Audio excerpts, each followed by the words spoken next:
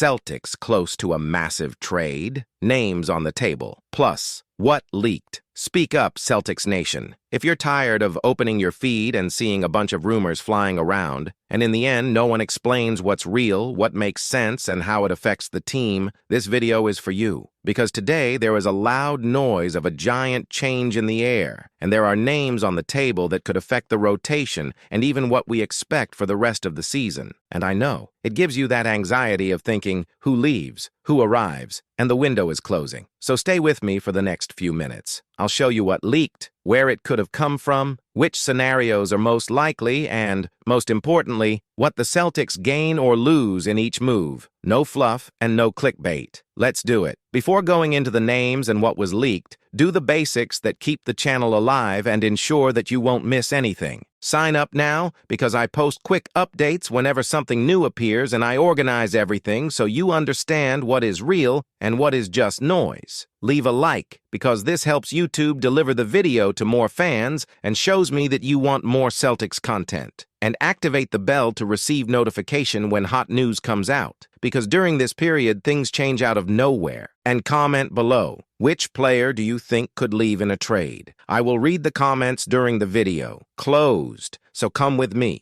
because the first name on the table can catch a lot of people by surprise. When we talk about the Celtics, there is a temptation that appears in every trade window to imagine the most eye-catching move possible. It's almost automatic. You open the networks, see a montage, see a big name, and think, okay, that's it. Just bring this guy in and it'll be fixed. I understand. Because cheering is also dreaming. And on a team with Boston's history, we were educated to think big. But on the other side, there is the real NBA, a league in which decisions are made with open spreadsheets, pressing financial limits, negotiations that involve ego, timing, and, mainly, squad logic. And that's where I want to talk to you today in a very direct way. If the conversation is about what is actually possible and what really improves the Boston Celtics, perhaps the most important name of this window is not the one that shines the most. Maybe it's exactly the opposite. Because while many people spend energy insisting on scenarios that seem pretty in a headline, there is a much more plausible target,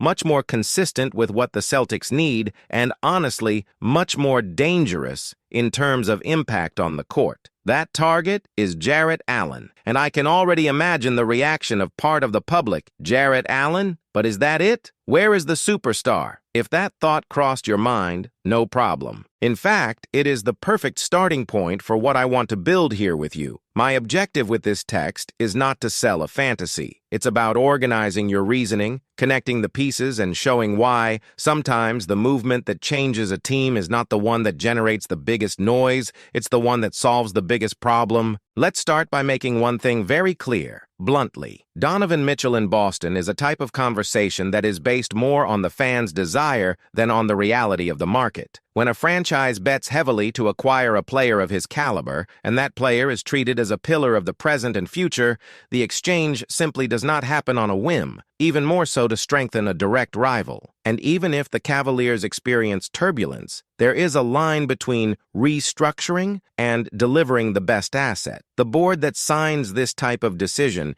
is usually the same board that loses their job before completing the call. So, instead of insisting on an unlikely path, I prefer to ask a better question.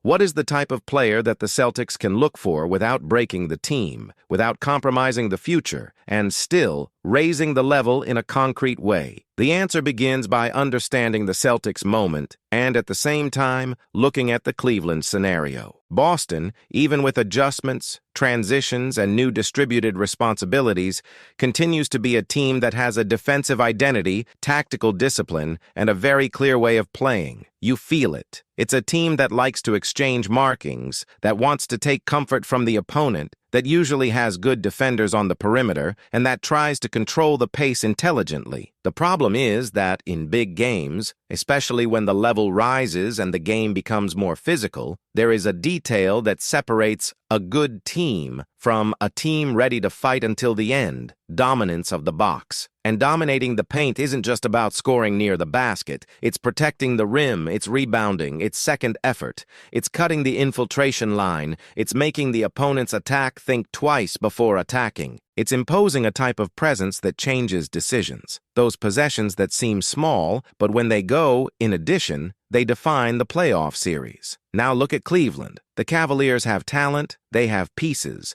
but they are at that typical crossroads for a franchise that needs to decide whether to keep everything and pay the price, or whether to give up some to adjust the path. And in recent times, the league has become even tougher on those who exceed certain financial limits. The new collective agreement does not just punish with money, it limits tools. It restricts maneuvers. It locks in possibilities. And when a franchise starts to feel that it is very close to that point of suffocation, movements emerge that have nothing to do with the player being bad. They have to do with the contract being the escape valve. It is in this environment that Jarrett Allen becomes a conversation starter. And here it is worth talking about it calmly, as if we were sitting analyzing the clipboard. Because Jarrett Allen is not the player who dominates headlines for scoring. He's not the guy who's going to give you 35 points in one night and become the most viewed video of the day. But he can give you something that, for a squad like the Celtics, is worth its weight in gold. Stability. Let's think about the profile. He is a center at a great age, with a proven level in the league. He was an all-star, has experience of big games, understands his role, and, above all, delivers what he promises. This is important. In a candidate team, you don't need another player who wants to reinvent his own role. You need someone who arrives and does exactly what the team demands, without vanity. A center who protects the rim,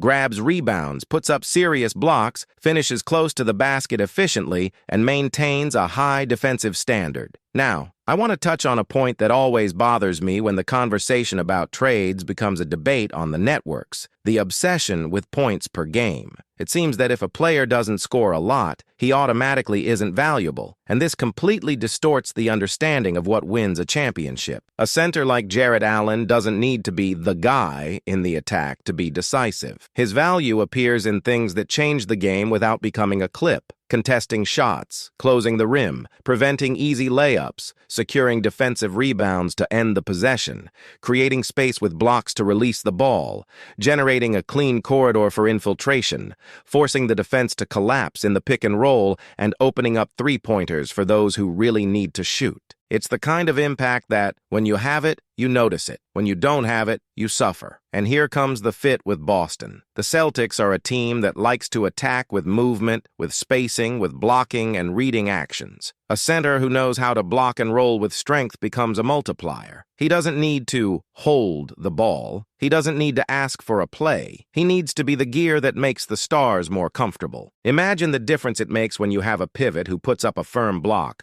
forces the marker to lose half a second, and creates an advantage for the point guard or winger. Half a second, in the NBA, is an eternity. It's the time for a defender to arrive late. It's the time for a shot to go free. It's the time for a passing line to open. And when this pivot still finishes very close to the basket, you force the opposing defense to choose, score the ball, or protect the rim. If it helps too much, you pass out and create a shot. If it doesn't help, give them a tray or an airlift. Now, put that on a team that already has good creators and good shooters. Suddenly, the attack becomes less heavy. It's cleaner. And the best, without taking away the protagonism of those who are already protagonists. Because this type of pivot is not enough to compete for space. He arrives to organize the space. Defensively, then, the conversation becomes even more interesting. Boston likes to change markings, likes to be aggressive, likes to vary coverage. However, in playoffs, not every change is comfortable. There are times when you want to protect the rim with more authority, you want to stop infiltration, you want to have someone to put out fires when the first line is overcome. And a good rim protector gives you that plan B. It's not just the stump, it's the presence. It's the opposing offense thinking,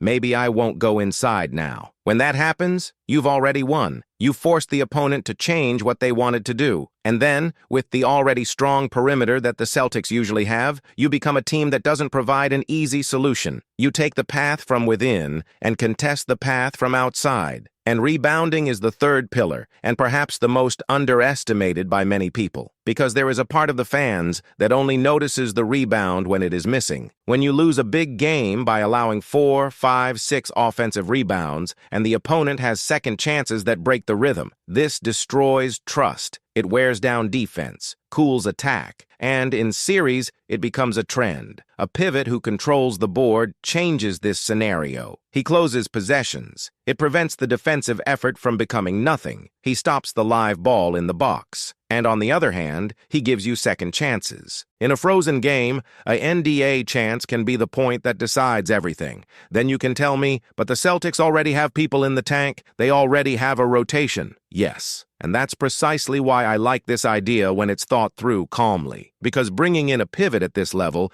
doesn't have to mean erasing those who are evolving.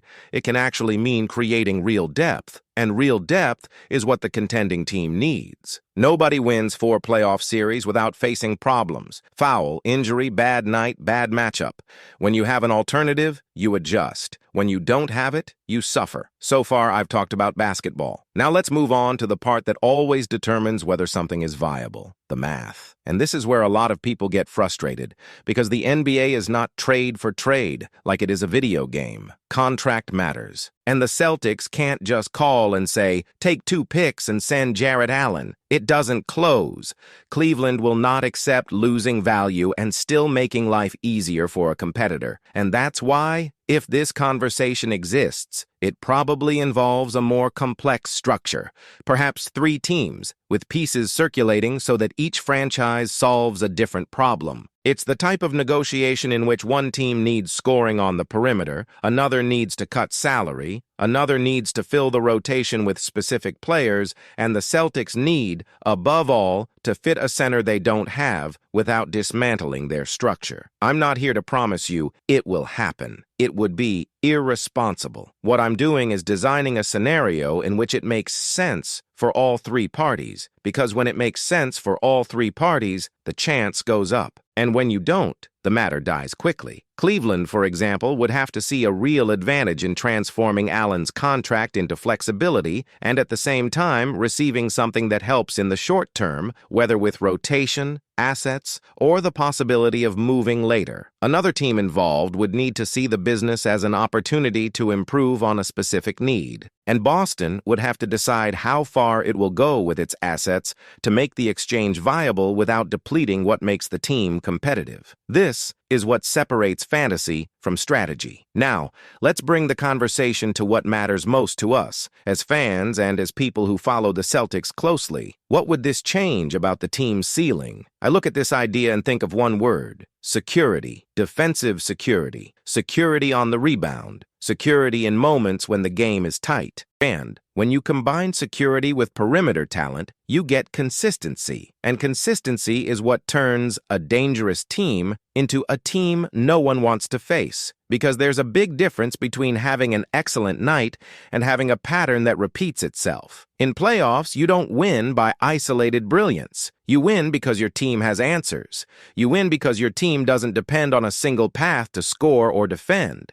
You win because, when Plan A fails, you have Plan B. And a pivot with this level gives you a Plan B that many people underestimate. And then Brad Stevens' role comes in, which is where I like to look calmly, without anxiety. Because his job, in periods like this, is not to please the fans. It's putting together the right puzzle. It's about resisting the temptation to make something pretty and choosing what's functional. It's realizing that sometimes the best piece isn't the one that appears first. It's the one that fits without making any noise. The window moves, rumors appear, and it is normal for us to get lost in the volume of information. One day it's one name, the next day it's another, and you get the feeling that everyone is going somewhere but us. But the Celtics can't operate on nerves, need to operate with precision. If a real opportunity arises for Jarrett Allen, I see 3 questions the Celtics need to answer before making any move. First, does this solve a structural problem for the team in big games? If the answer is yes, it is worth in-depth analysis. Second, does this maintain the cast's flexibility so as not to hold back the future? Because you don't do a movement like that to stay in a cast. Third, is the cost in assets and parts proportional to the impact? Because there is a clear line between reinforcing and disfiguring. If these 3 responses are favorable, The conversation stops being rumor and becomes strategy. Now I want to bring you closer because this channel, the Celtics Talk Show, lives by this honest conversation. It's not about shouting headlines. It's about understanding what's behind. So I'm going to ask you in a very direct way, as if I were talking to you, looking you in the eye. Are you excited about the idea of bringing in Jarrett Allen? Or do you feel it lacks shine and would prefer to insist on a bigger name and more? For you, what weighs most on a team contending for the title today? A reinforcement that increases defense and rebounding, or a reinforcement that increases creating points even if it brings defensive risks? Because you can argue both sides. You can say that the Celtics need more offensive capacity at certain times. You can tell it needs more presence in the bottle. The question is, which of these needs is more urgent to win the series? And which one can be solved without dismantling what already exists? Personally, I tend to value what always appears, not what appears sometimes. Defense and rebounding always appear. Pivot efficiency in simple actions tends to always appear. And in playoffs, when everything gets tougher, this always becomes a huge advantage. Now, to close, I want to leave you with a thought that I consider essential for anyone who follows trades in the NBA. Not every big trade is big because it involves a star. Some are big because they change the way your team wins. Jarrett Allen is not the name that dominates the headlines, but he could be the type of player who stops the Celtics from suffering at specific points. And when you stop suffering at specific points,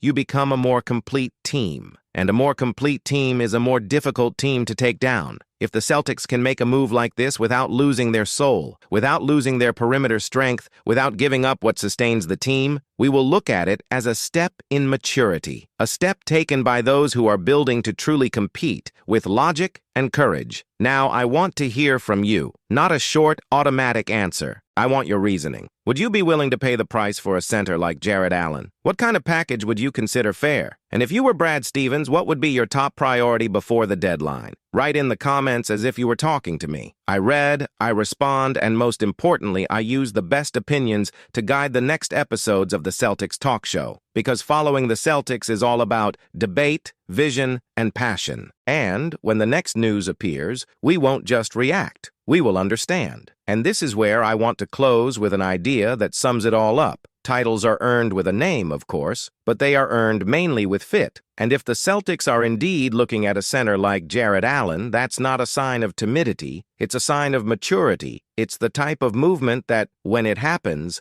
doesn't need fireworks to be giant. He talks on the court about the possession you end up with on the rebound, the shot you contest at the rim, the block that frees up the layup, the detail that turns a game around, and in the end, decides a series. So I leave you with a question that weighs more than any rumor. Do you want a name that catches attention for a week or a piece that changes the Celtics for months? Now, if you liked this analysis and want to continue watching in depth, I left the playlist Celtics Analysis in the comment pinned. There I bring together the channel's most complete videos with context, scenarios, and cast reading so you can understand what's behind each piece of news. Click on the Celtics Analyzes playlist in the pinned comment and edit the next video now because the trade window is approaching and every detail can change everything.